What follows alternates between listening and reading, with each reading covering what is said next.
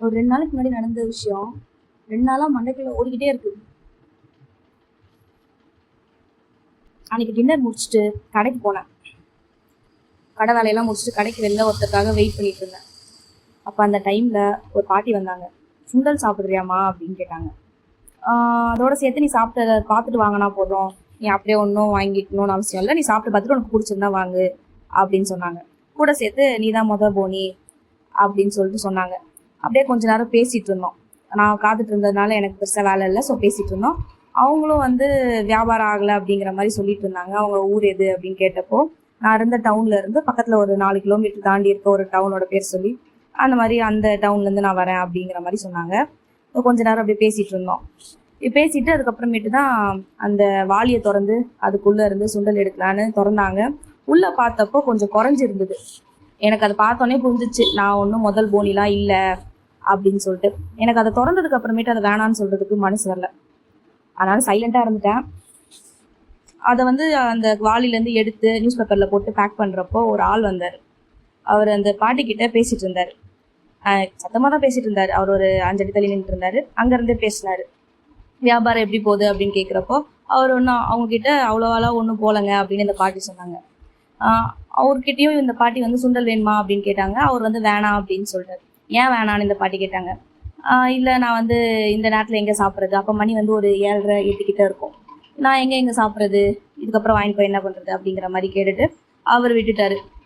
உடனே நான் இதெல்லாம் கவனிச்சிட்டு இருந்தேன். 2 பேரோட முகத்தையும் நான் பார்த்துட்டு இருந்ததை பார்த்துட்டு அவர் திரும்பி என்கிட்ட சொன்னார், நான் டெய்லி இவங்ககிட்ட வாங்குவேன், நான் எப்பப்பெல்லாம் இவங்களை பார்க்குறேனோ வாங்குவேன், இவங்க வீடு இங்கே பக்கத்தில் தான் அப்படின்னு என்கிட்ட சொல்லிட்டு இருந்தார் சம்மந்தமே இல்லாமல். ஸோ அதெல்லாம் அப்படியே சொல்லிட்டு இந்த நேரத்தில் விற்கிறது கொஞ்சம் கஷ்டம் தான் அப்படிங்கிற மாதிரியும் சொல்லிட்டு அவர் போயிட்டார். மொத்தத்தில் அவர் வேணான்ட்டு போயிட்டார். அவர் என்னை பார்த்து அடிக்கடி வாங்குவேன் அப்படின்னு ஏன் சொன்னார் அப்படிங்கிறது எனக்கு புரியல. ஆனால் என்னன்னா அந்த டைமில் அவர் வாங்கலை, நான் வாங்கின அன்னைக்கு அவர் வந்து வாங்கலை. பேக் பண்ணி என் கையில் கொடுத்துட்டு அவங்க நடந்து போனாங்க. அடுத்து ஒரு 10 அடி இருக்கும், அங்கே ஒரு இடத்துல நின்னாங்க.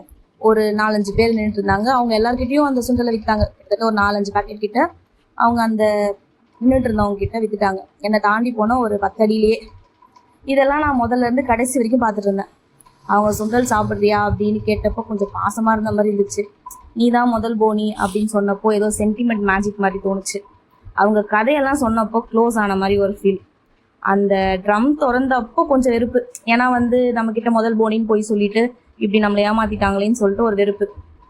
எனக்கு தேவையில்லாத ஒன்றை வாங்கி ஏமாந்துட்டனே அப்படின்னு நினைக்கிறப்போ ஒரு குற்ற உணர்ச்சி எனக்குள்ளே, ஒரு கில்ட் ஃபீல்.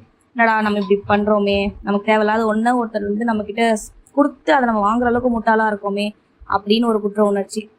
அந்த சுண்டலை வீட்டுக்கு எடுத்துகிட்டு போய் என்னால் சாப்பிட கூட முடியல, சாப்பிட்ணுன்னு தோணலை. அப்படியே வச்சுட்டு ஒரு 2 நிமிஷம் பார்த்துட்டு போய் படுத்துட்டேன். நைட்டு தூங்குறதுக்கு முன்னாடி ஒரு 1/2 மணி நேரம் இதை பற்றி யோசிச்சுட்டு இருந்தேன்.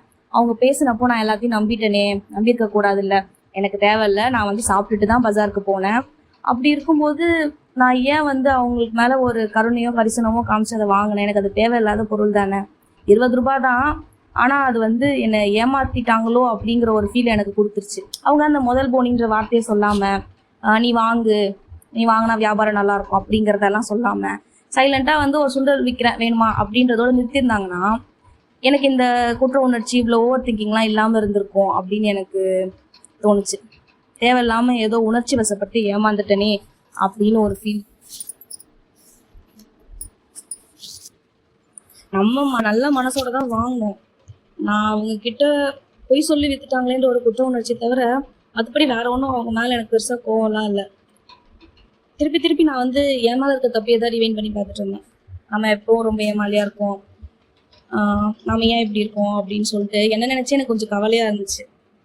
காலையில் எந்திரிச்சு அந்த சுண்டலை மறுபடியும் போய் பார்த்தேன். அது வச்ச இடத்துல அப்படியே இருந்துச்சு. அதுக்கப்புறம் அதை எங்கே சாப்பிட்றது, கெட்டு போயிருக்கோம், தூக்கி குப்பையில் போட்டேன். அதை வந்து ஈஸியாக குப்பையில் போட முடிஞ்சிச்சு. ஆனால் அந்த நடந்த சம்பவத்தை என்னால் வந்து அவ்வளோ சீக்கிரம் தூக்கி போடவே முடியல. மண்டைக்குள்ள ஓடிக்கிட்டே இருக்குது.